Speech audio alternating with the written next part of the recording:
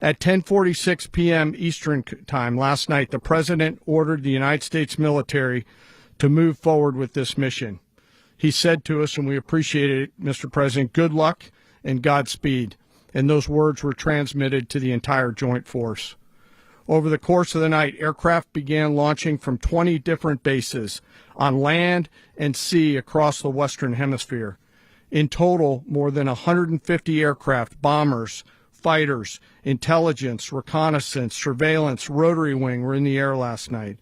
Thousands and thousands of hours of experience were airborne. Our youngest crew member was 20, and our oldest crew member was 49, and there's simply no match for American military might.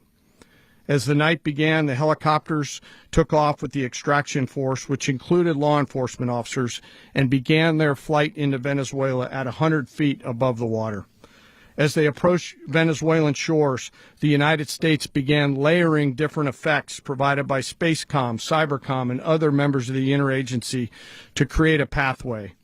Overhead, those forces were protected by aircraft from the United States Marines, the United States Navy, the United States Air Force, and the Air National Guard. The force included F-22s, F-35s, F-18s, EA-18s, E-2s, B-1 bombers, and other support aircraft, as well as numerous remotely piloted drones.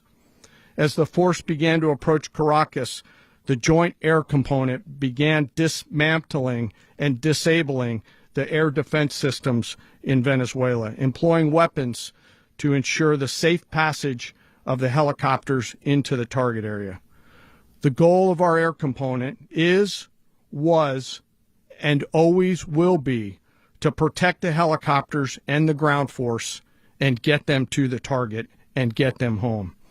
As the force crossed the last point of high terrain where they'd been hiding in the clutter, we assessed that we had maintained totally the element of surprise.